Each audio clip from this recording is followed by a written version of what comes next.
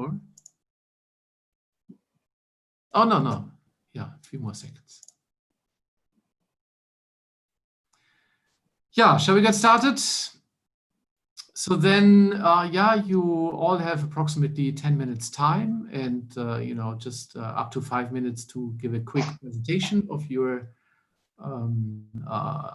paper, and then we'll have some discussion. So please, the first speaker, go ahead. Thank you. Okay, I'll begin.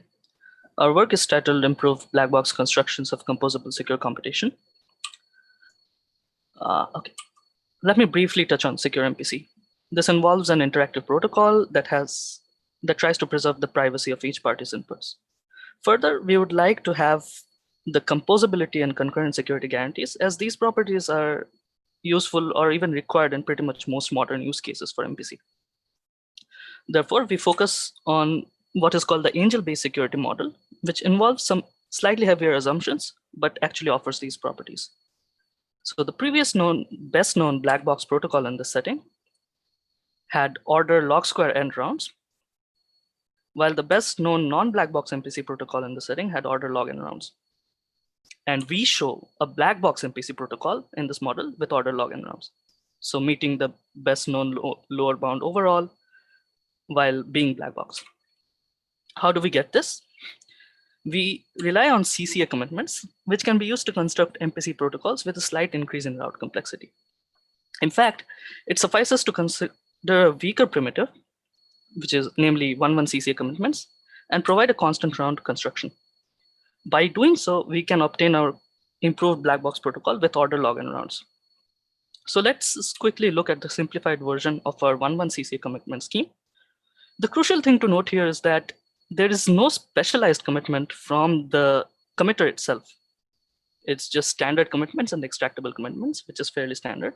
And the overall protocol has sort of a commit and prove template, which is usual in these settings. However, the receiver makes a non-malleable commitment to a value that is used as a trapdoor in the proof. And this suffices to show 1-1 CCS security. So security is sort of indirectly conferred from the non-malleable commitment to our overall CCA commitment scheme.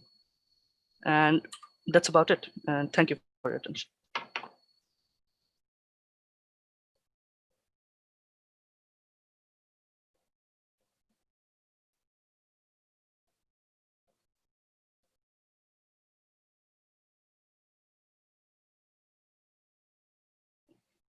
I think you're muted, sir. Sorry.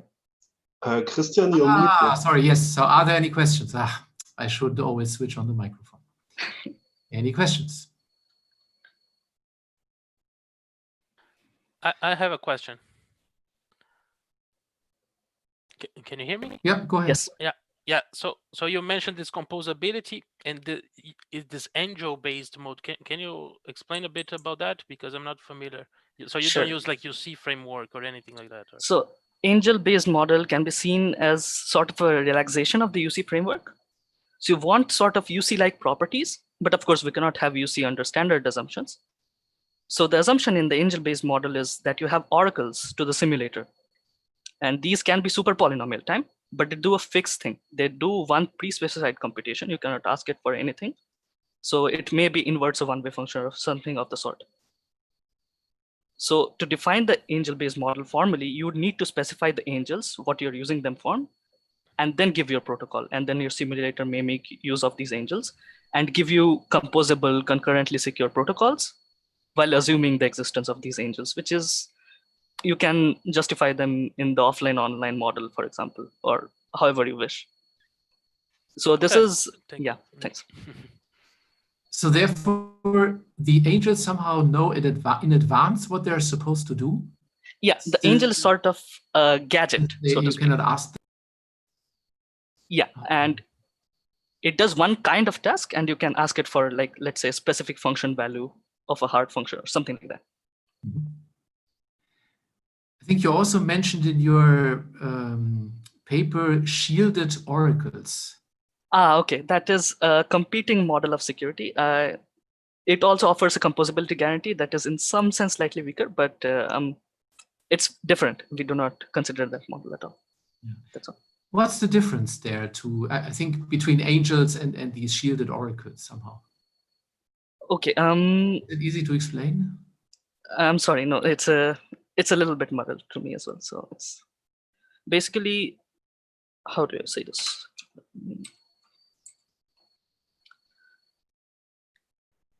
They do not give you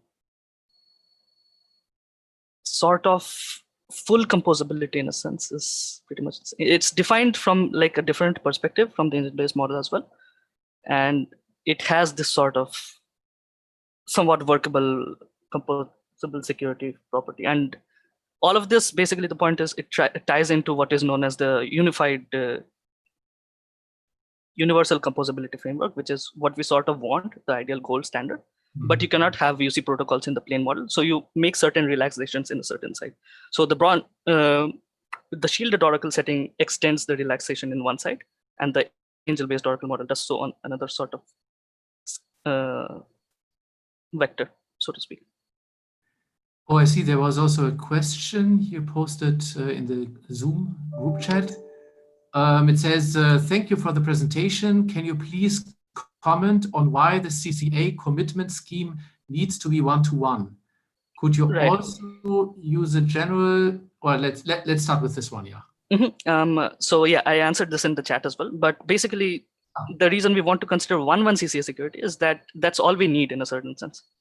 So we are improving general CCA security schemes, but the previous sort of black box construction had sort of a log and round overhead that basically came from their underlying 1.1 CCA scheme instead of their general 1.1 CCA scheme. So they're going from 1.1 to general.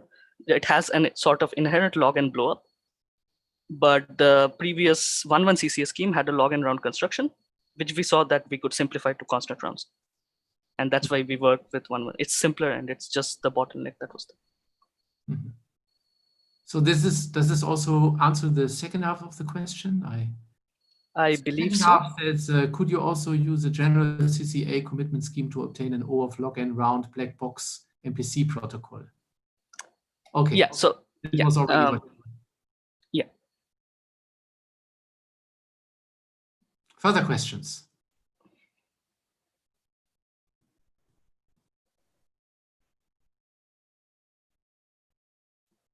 So you said there was this question one-to-one. So this means that also extends to one-to-many or something like that? One-to-one does imply one-to-many, usually, I think, in these settings. Okay, there's no big step there. No big step. No.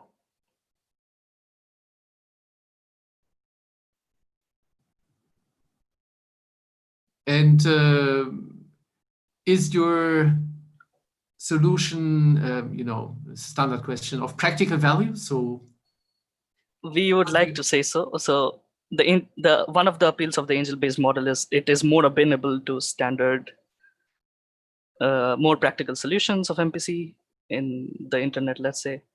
And this is a better round complexity protocol, so it does sort of improve what was previously known in this area. So, but apart from that, of course, I'm not a coder and I cannot comment as to the actual practical value. So have you implemented it? So we have not okay. done anything of the kind. Mm-hmm. Further questions?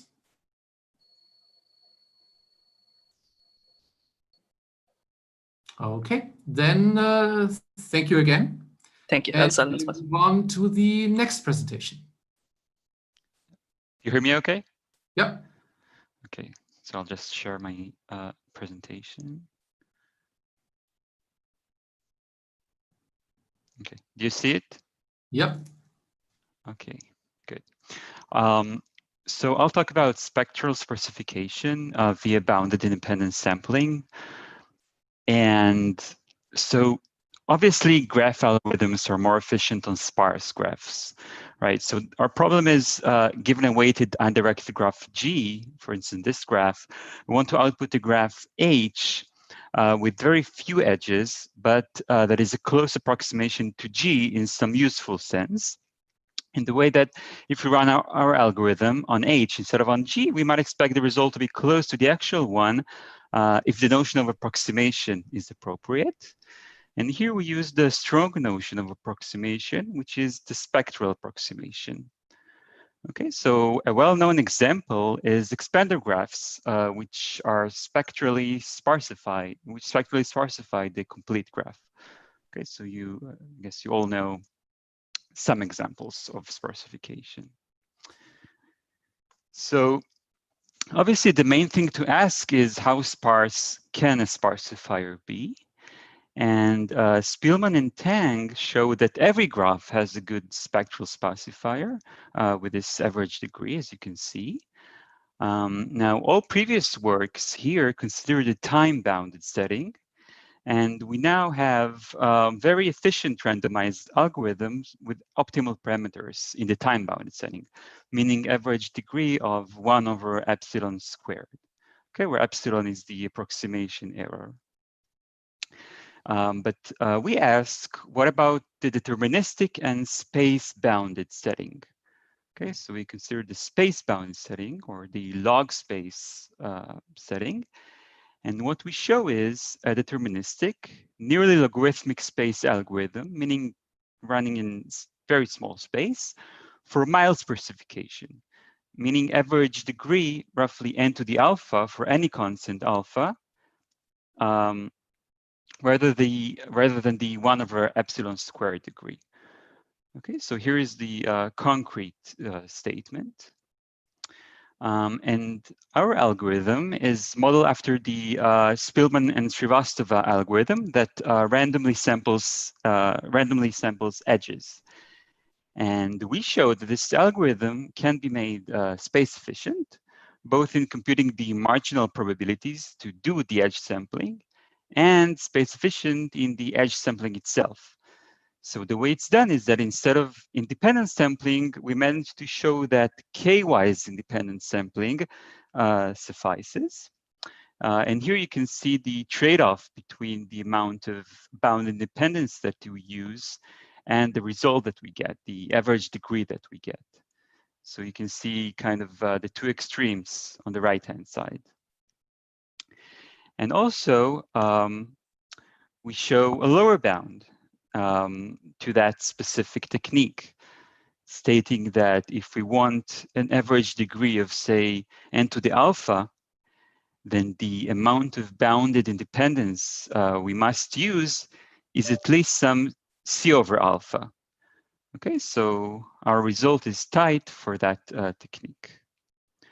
So I'll just maybe leave the slide with the statement, and that's it. I'll just wait.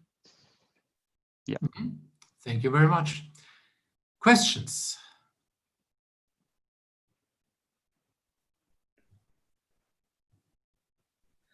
Excuse me. So I have a simple question for the motivating slides in the beginning. So where you say in the example picture, you say to produce simpler, but still this still represents some property of the original graph. So my question is that how to measure this? I mean, how to measure that they are close? Great. So this is exactly what notion of approximation you use. So earlier notions was, for example, cut sizes. So we want that every cut in the graph, the weight of each cut, multiplicatively approximate the weight in the original graph. So this is a very natural notion of approximation. The spectral notion is even stronger. So it includes the cut notion, and it actually, so if you're familiar with the Laplacian, are you familiar with Laplacians of graphs? Yeah. So the spectral notion of approximation says that every quadratic form in the Laplacian approximates the original one. So if, for example, we have two Laplacians, L and L prime, where L prime is the Laplacian of the sparsified graph, then we want that for any vector x, even if it has real valued entries, then x transpose Lx is close to x transpose L prime x. So this is the notion of approximation. and it's very useful for many algorithms in graph theory. It actually suffices to have this notion of approximation. Yeah, thanks. Very dedicated question, but does your runtime perhaps depend on the k-wiseness that you use? Yes, so you can see that we run in space, say, k log n. Now, we don't optimize the time, the running time, rather than the trivial fact that if an algorithm runs in space k log n, it won't need more than n to the k time. So the bound is the trivial bound of n to the k. Yeah. Mm-hmm. Oh, I noticed there's also a question from Thachafol Saranurak, I think from Slack. He asked, is there any hope to get deterministic spectral sparsifiers in O of m time, or even O of n squared? Do you think your technique can be useful for getting fast algorithms?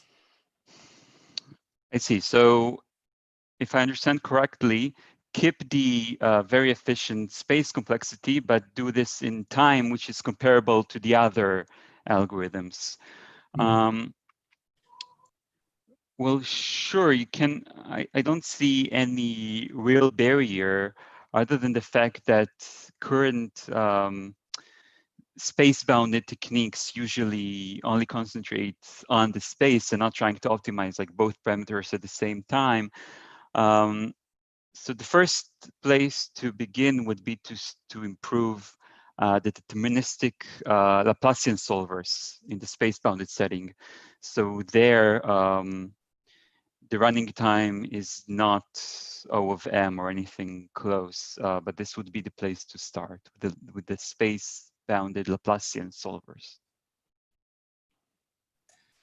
So maybe I also have a question. So since your algorithm is very space efficient, so there are these models out there like the streaming model, you may have heard about that, where the input comes in, then you try to parse the input, in a very space efficient manner. Would that apply to your setting? Right. So yeah, it's actually, it's a very good question. We haven't thought about it yet, but so the challenge would be to keep a sketch of whatever comes, and so we don't really, we're not really able to compute the marginal probabilities each time from scratch, which is pretty challenging. So short answer is, I don't know, but possibly. I believe that if you want to handle the streaming model, you first, so solving the space-bounded model is a good place to begin. So yeah, that's a good question. I don't know. Any other questions? Maybe just out of curiosity, since I come from distributed computing, the algorithm itself, this independent sampling of the edges, that looks very well like you can easily implement it in a distributed fashion. But you need to have these resistances for the edges to determine the probability to sample them. Do you happen to know how difficult this is to compute in a distributed manner? So I mean, you may not know because it's a different area, but I don't know. Right. This amounts to the question, how good can we solve, for example, positive semi-definite linear systems in the distributed model? I don't know, but I believe people who do this, who study this area, it's probably a well-known question. So in a sense, it can be reduced to solving a very structured linear system. So the question is whether you can do that there. Right. Yeah, I probably have to check because it sounds really interesting, this approach. Yeah. Okay, I think very last question. Anyone with the very last one? Okay, time's up then. So then let's switch to the next presentation. Okay, I think that would be me. Mhm. Yes. Let me share my screen.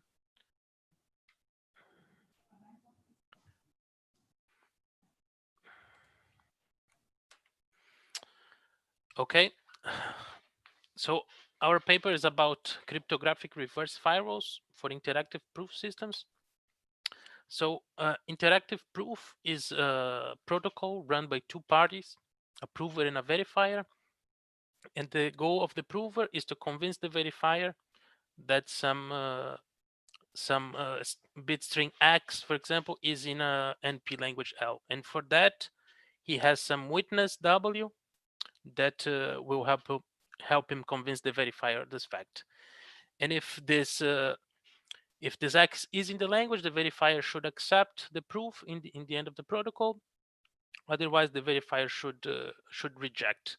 And we have some security notions, like for each side. For example, the prover, he wants to guarantee that the verifier, if he behaves maliciously, he won't learn anything about his witness W after the run of the protocol. And the verifier, on the other hand, wants to guarantee soundness, that if the prover actually does not know this witness W, he cannot trick the verifier into believing that the proof is true.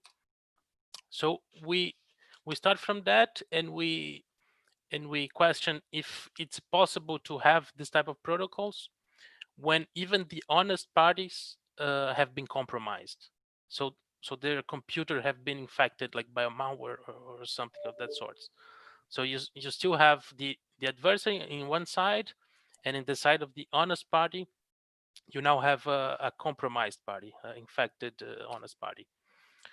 So, and we look into that in this cryptographic reverse firewall model, which just assumes that you can put like a reverse firewall, which is a theoretical device that you can, that it will be hooked up like between the party that you're trying to protect and the outside world. So all the messages that this party sends outside, this firewall can post-process the message. But the firewall does not need to keep any secrets of the prover.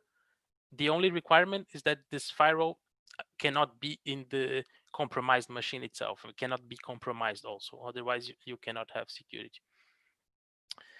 And in this model, we show first we define a bunch of security definitions for both sides, and we show that if you have an arbitrary compromised party that can behave arbitrarily, you cannot have any security on any sides. But if you restrict this compromised party of trying to be undetectable in some sense, such that it's attacking, but it doesn't want to be detected.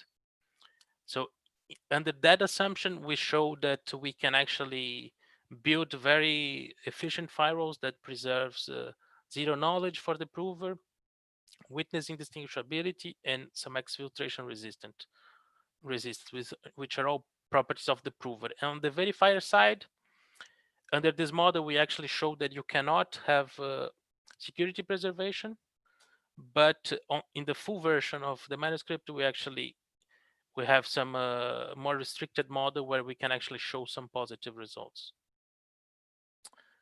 Yeah, and yeah, that's pretty much. Thank you very much. Any questions? Sure. So your reverse firewall, I know that, for example, Intel has these trusted environments. Right. These, I don't know, how's it called? SGX, I believe. Yeah, SGX. Yes, SGX. Could it be realized via SGX?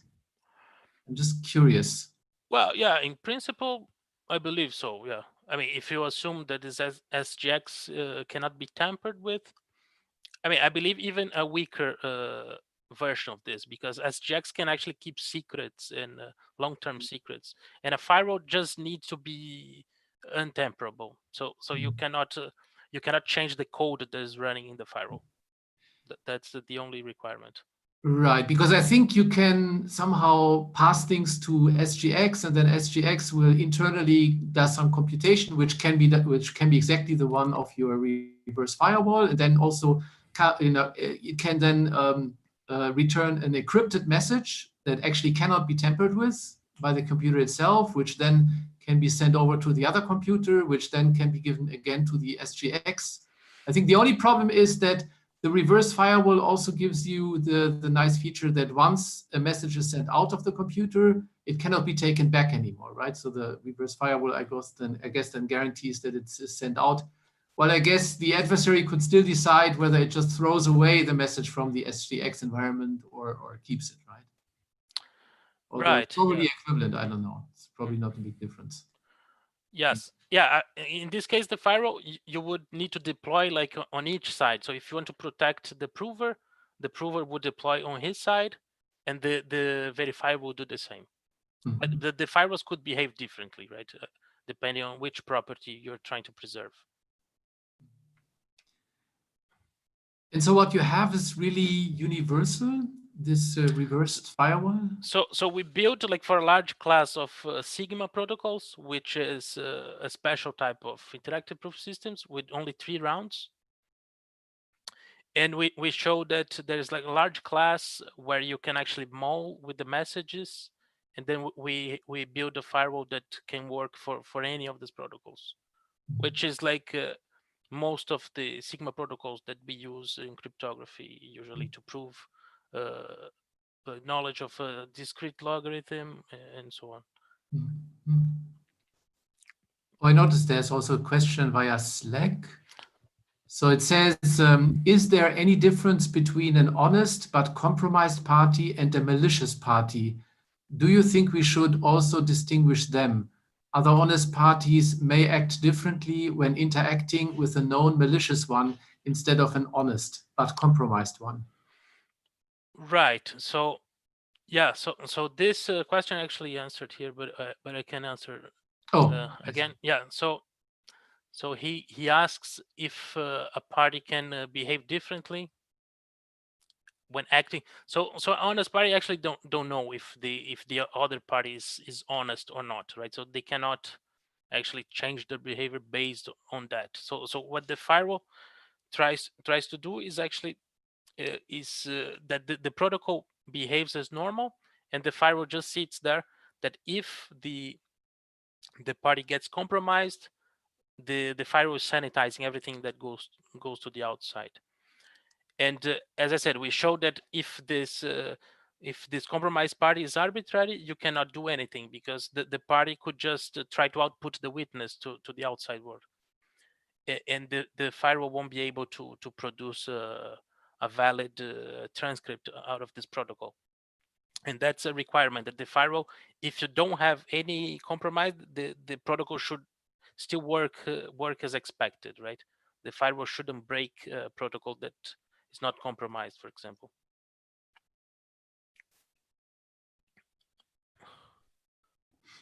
Further questions? There seems to be a certain asymmetry in what you can obtain for the prover's point of security and the verifier's point of security. Yes. Why is that? Is there a short answer? So yeah, the short answer is that for this undetectability kind of notion that I mentioned, that we can prove for the prover that if the compromised party tries to be undetected, if you try to translate this to the verifier, this property actually only holds for true statements. So in particular, I mean, this if this functionality maintaining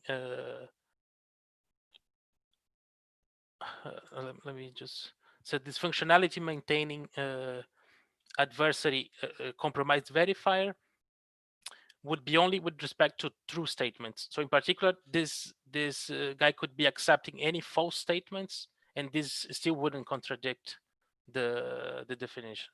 So to actually show some result for the verifier, you need to actually split up the algorithms into some more parts, and you can only allow subversion in one of these parts and not the other, and so on. So you need like a more fine-grained approach for the verifier. Thanks. Sure. Further questions? We have time for one more question.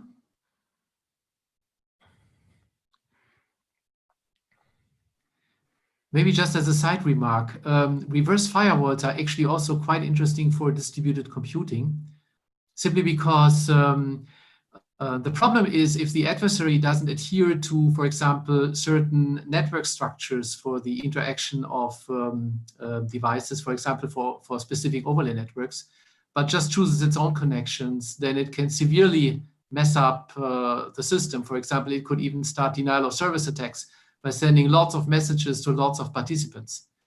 Right. And this is a serious issue. And a reverse firewall, for example, could be used to filter out messages that are not, sent to the right parties in overlay network protocols. And people have thought about it, just as a side remark also. Okay, no, yeah. Very useful also beyond what you are doing. Yeah, that's all. So let's then move on to the next presentation.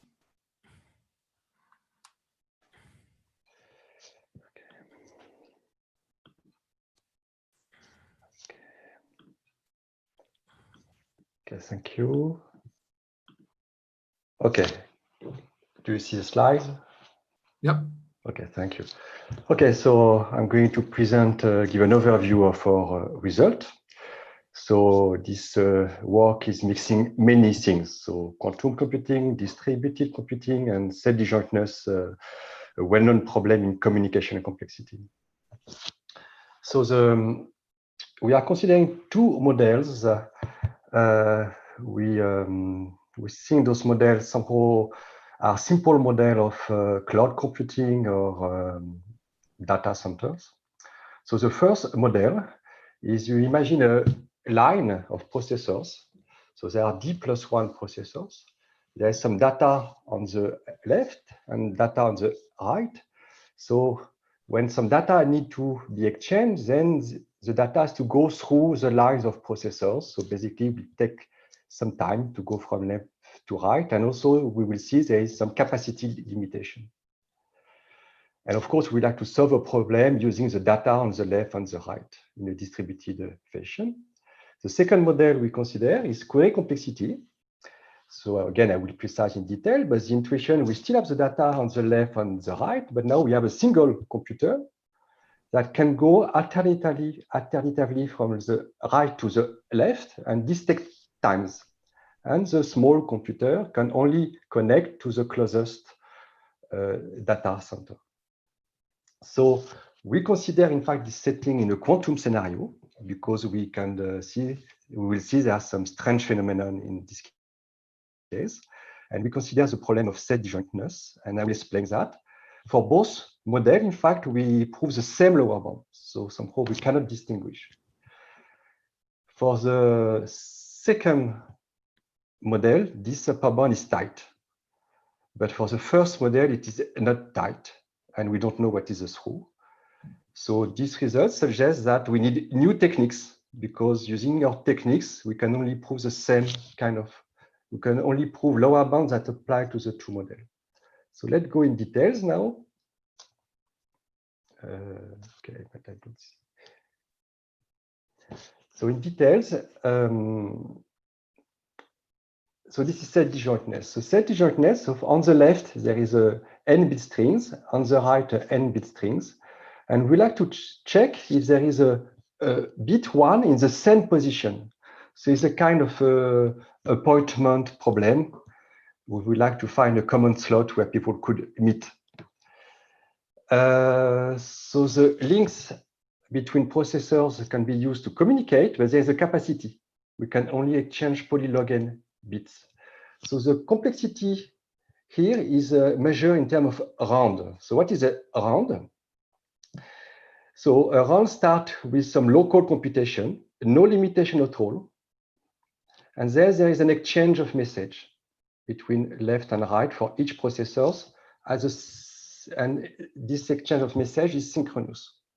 So this is a round, and of course, we can have a second round, a third round, and the complexity of the problem is how many rounds do we need to perform in order to solve set disjointness, finding a 1 in the same position in X and Y. So the capacity here is important. So we can only exchange very few bits. In the random setting, what do we know? So when there is only one processor, in fact, this is communication complexity. Not one, when there is two processors, meaning D equal 1, the distance is 1. It's communication complexity, it's the disjointness we know we need to exchange n bits, and in odd settings, it means just n rounds. And in fact, there is an application of that for distributed computing. If now we don't have a line of processor, but a graph of processor, and we don't know this graph, and we like to compute the diameter, then it's possible to show that n rounds of computation are needed when there is this congestion limitation. And this is because of a reduction to disjointness. So what do we know in the quantum setting? So let's just try to follow the same line. Disjointness can be solved using only square root of n of quantum rounds, meaning that the message here are quantum and the processor are quantum, and this processors. As a consequence of that, we can have the same consequence. Is that in fact, it's more subtle now. There is a dependency here. Is that now if we go to a line of D processors, then in fact, the square root of n becomes square root of nd. So this phenomenon doesn't happen classically because we already saturate the bound to n. So quantumly, now if everyone is a quantum and there is a D+1 processors, this problem can be solved in square root of nd. And this is optimal only if we restrict the memory of the processors. So this is something I didn't say at the beginning, because in the model, usually we don't do that. So this result I got with François Le Gall was only with limited memory per processor, which is good for the upper bound, but it is not bad for the lower bound. I mean, this is bad for the lower bound. And in fact, for the lower bound, we only have square root of n. So in this work, we were able to push a bit the lower bound. So we were able to show that the number of rounds, in fact, is a bit more. If D is very small, then it is square root of n, and this in that case, it's okay because the lower bound is basically square root of n. But when D becomes large, it's much more than square root of n. So it's good news. The bad news is that there is still a gap. And as a consequence of that, we get a lower bound for computing the diameter in a of an unknown network using quantum processor on the nodes. So this is the first result. And now I promise you a second result, which is just like an abstraction of the line. It looks a bit more powerful. Let's see, but in fact, it's a bit different. So now I have the input on the left, input on the right. But before on the left, I have a full access to the input. Now on the left, I can only make a query. So what is a query? Okay, let's do that. What is a query? Is I can ask the bit in position I, for instance, and it costs me one query. Or I can ask the bit of Y in position J, and this costs me again one query. So this is a query complexity. So here I have these two input, X and Y. And I have to pay a cost when I go from left to right. It's like a traveling cost. I need to carry my computer to the left. This somehow models the fact that on the line before, we have to go from left to the right in D rounds. So that's the intuition. The difference here is that we are carrying the full computer to the left, to the right with its own memory. The other difference is that when we are on the right, we can only query the input bit by bit. Other resources are unlimited here.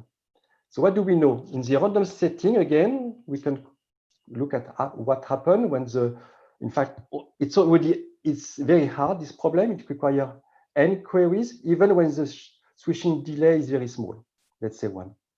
So this is very complicated. Basically, we need to query full X, then go to the right and query full Y. This is trivial algorithm, and this is optimal. In the quantum settings, if we just look at the lower bound of disjointness, in fact, square root of n queries are enough and efficient when d equal 1. I should say here when d equal 1. We showed that when d is larger, in fact, the previous lower bound still applies, the one on the line.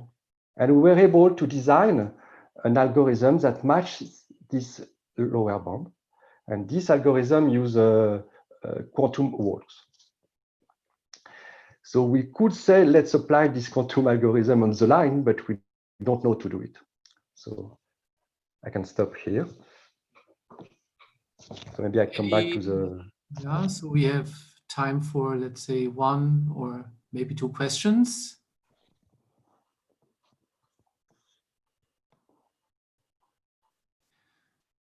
So this, for the first lower bound, you don't have an upper bound yet. We have an upper bound, but this upper bound, you see, it's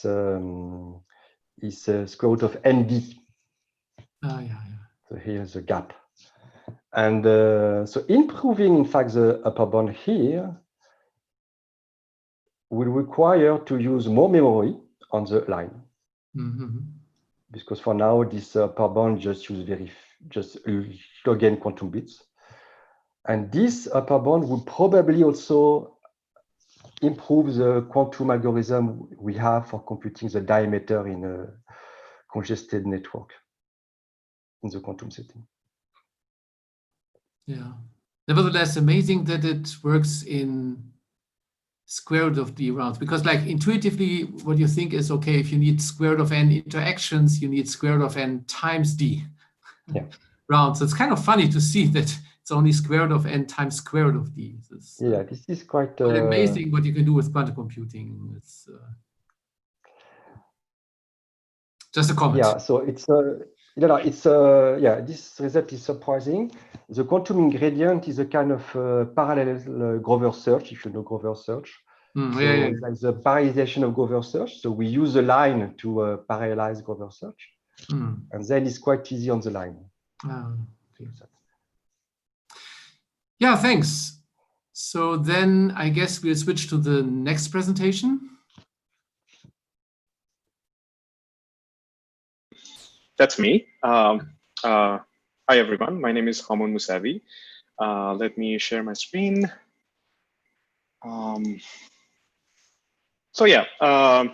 This result, a joint work with Sayed Sajjad Nejadi and Henry Yuan, is about computational complexity of a variant of multi-interactive proof systems with entangled provers.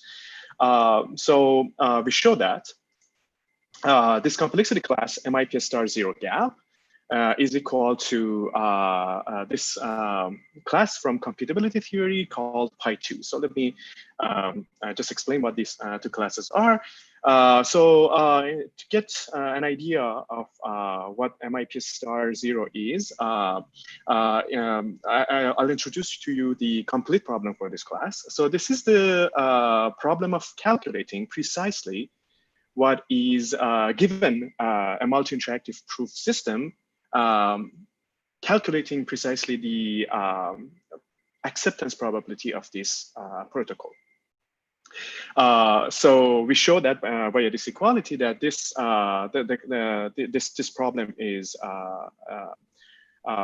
its complexity is equal to Pi2, and this Pi2, this class from computability theory, strictly contains the sort of recursively enumerable languages which contain the infamous halting problem.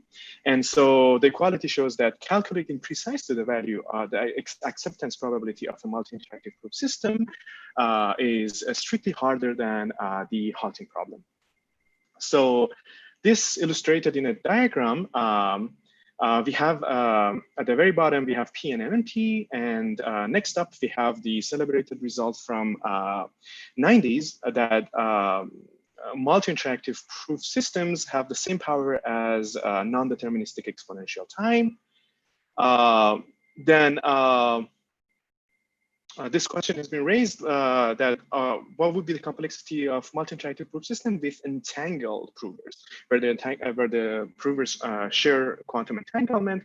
Well, that's on the left. We have this breakthrough result from earlier this year that the complexity of MIP star, the class of multi-interactive proof system with entangled provers, is the same as the sort of recursively enumerable languages. And prior to our work, it was known that the zero gap version, as I defined in the previous slide, calculating precisely what is the acceptance probability of multi-interactive proof system, is harder than the class QRE. What we do in this work is to precisely characterize this class in terms of classical complexity classes. So I can stop here and answer questions. Thank you. Questions?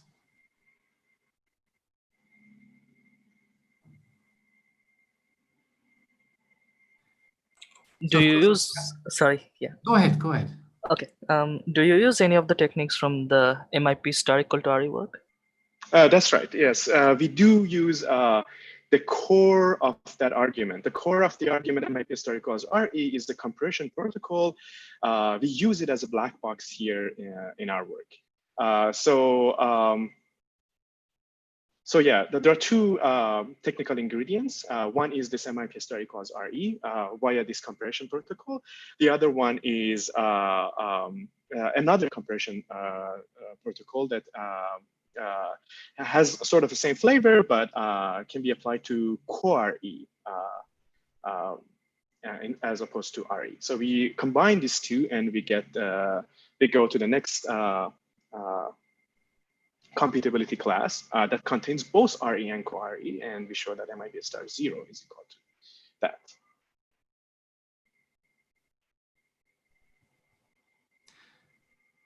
Yeah, any further questions? So is it the same situation in this quantum world like in the classical world, like that two provers are as powerful as any finite number of provers?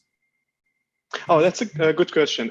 In the case of MIP star, which is the standard class, and the complete problem for it is to approximate the acceptance probability of a multi-interactive proof. There, the complexity does not change from 2 players to more than 2 players. Mm-hmm. Exactly like MIP, the classical MIP. Our result, however, shows that MIP star 0 with 3 provers or more is equal to pi 2. So it's an open question whether the 2-prover version has the same complexity. And we believe that's going to be a difficult problem because resolving that is going to refute Kahn's embedding conjecture. Well, from the previous work MIP star equals RE, we know that this Kahn's embedding conjecture is false, but this connection shows us that proving a result for 2 provers is going to be a difficult task. And is this the end of the game, or is it even possible to push it further, like that you get even further with some further constraints or assumptions on multiple interactive prover systems? Like is pi 2 like the final answer, like the final power that you can reach? It seems that's the case. That we cannot go any further than that. We know that. Since multi-interactive proofs were introduced in the 90s, so we had the interactive proofs, which is equal to PS-based, and we were able to extend that by adding multiple provers. But this progress was stuck. Like we could not go any further until this result MIP star equals RE. And it seems that pi 2 is the end, at least given the knowledge that we have today. And but in terms of characterizing all these complexity classes, all these flavors of multi-interactive proof systems, there is still one big open problem left, and that's the complexity of this MIP co-0, which is the same as MIP *0, but now the provers are allowed to share infinite entanglement. For our class MIP *0, they are allowed only to use finite amount of entanglement, but here they can use infinite amount of entanglement. We know that it is going to be a subset of query from previous works, but we don't know exactly where it sits. We know that it contains PS space, and we know that it's at most query, but we don't know where exactly it fits. So that's one open problem left to have a full view of this landscape of multi-interactive proof systems. Mm-hmm. Any further questions?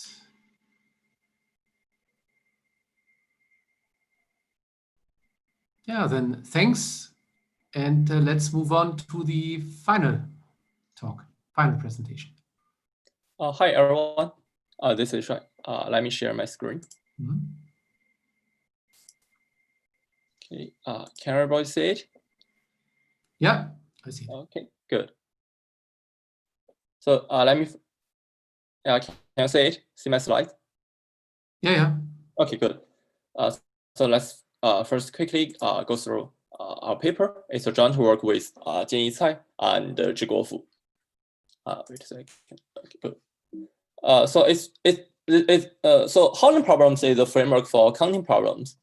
Such a problem is parameterized by a set of Boolean constraint functions, also called signatures. And each signature is just a map from Boolean domain to any complex value. And the input of a Holant problem is a graph, where each vertex is labeled by a constraint function. And we consider all 0-1 edge assignments for all edges in this graph. And each one will give an evaluation, which is the product of the function values over all vertices. And the output is just the sum of products. So this is a counting problem. And for this problem, we want to classify the complexity given a broader class of signatures. So in particular, we want to show that whether the problem given a particular signature set script f, we want to see that whether this problem is polynomial computable or whether it's Shapir-hard. Well, Shapir is a quantitative class of the NP. Such a result is usually called a complexity dichotomy. The Holant framework is a very expressive framework, and many problems can be expressed as a Holant problems, such as counting graph homomorphisms and counting constraint satisfaction problems, and also counting matchings and perfect matchings, counting Eulerian orientations, and also like computing the partition function of many models from statistical physics. Well, the Holant problems are synonymous with tensor networks in quantum theory. Well, we just will each signature as a tensor, and then the Holant value is obtained by contracting all edges of this tensor network. And in this sense, a signature is just like an n-qubit state.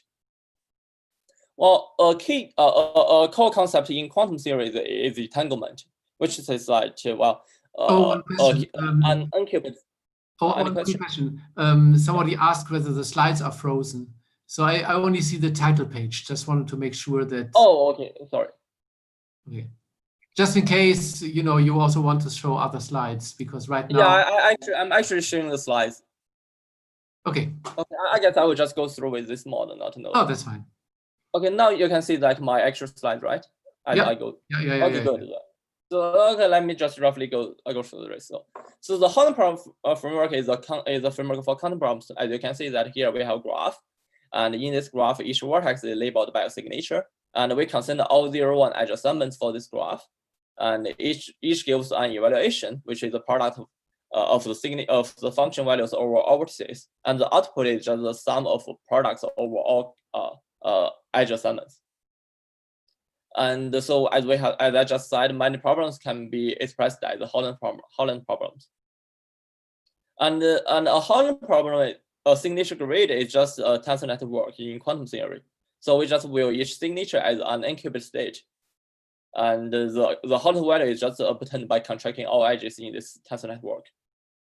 Well, a core concept in quantum theory is entanglement. It's also perhaps the most distinguishing property that separates classical physics and quantum physics.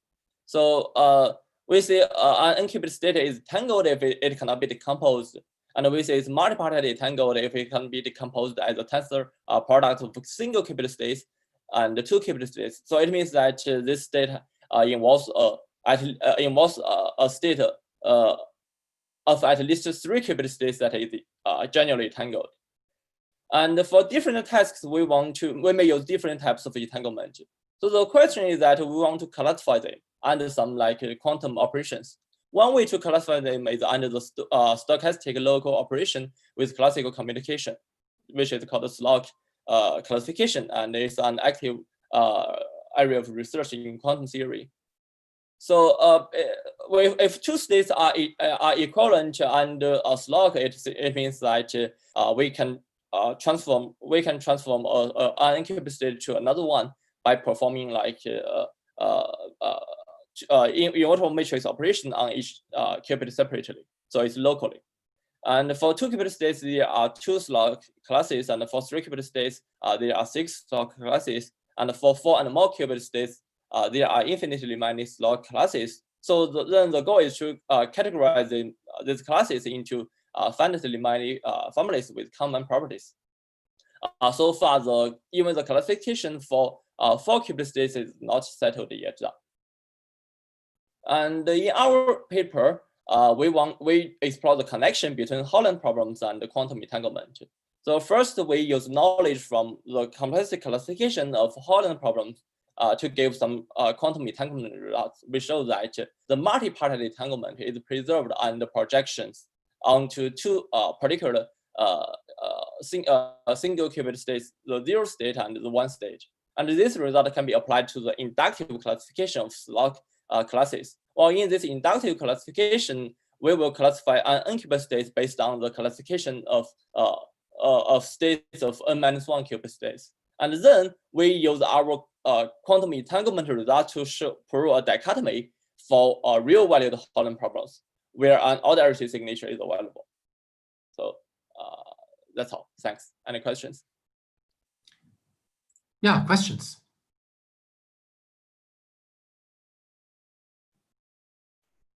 So did I understand it correctly? So the entanglement is preserved under Holant transformations or Holant by when you are using Holant operations, then the entanglement is preserved.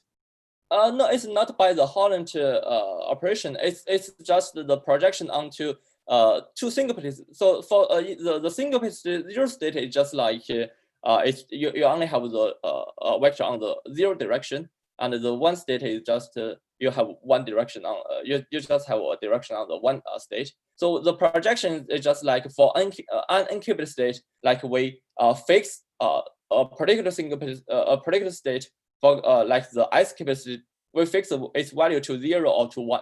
So we can get a state of n-1 qubit states after the projections. So and we see that the multiparty entanglement is preserved under this operation. So this is like a standard operation in quantum theory. It's not in the Holant framework. Okay. And I noticed in your abstract, you were particularly highlighting 2 entangled states with 6 qubits and 8 qubits. Oh yeah, what was particularly interesting about that? I somehow didn't get that. Okay, yeah, I can show this 2 states. Wait a second. Okay, let me show this 8 qubit states. Care about to see this states? Yeah. Okay, so this is like an 8 qubit state, and it has many interesting properties. For example, this state, the support of this state is an affine space, an affine linear space, and this 8 qubit states we can partition its 4 based to 2 parts. The first 4 variables and also the last 4 variables. And so it has the following properties that the sums of the first 4 variables and the last 4 variables, they are both even. And the assignment of the first 4 variables are either identical or complement of the assignment of the last 4 variables. And this 8 qubit state itself is generally tangled. But after any classical operation in quantum theory, it becomes a state without multiparty entanglement. So this is something like very interesting. Like itself is like it has the highest degree of entanglement. But after any classical any standard operation in quantum theory, it flips to something that without multiparty entanglement. And we hope it can be like used in quantum theory, like in quantum information theory. So you don't know exactly yet what it can be used for, or yeah, we don't know it yet. Yeah. Okay. Further questions?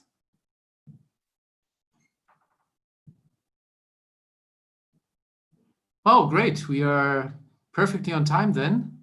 So yeah, thank you all for participating in the session. And as you all know, there are the Slack channels. And if you have any further questions, feel free to post them there. And of course, enjoy the rest of the ICAP conference. Thank you. So I guess we're done. What does the, right, where is the, Florian? Are you still around? Yes, we are done.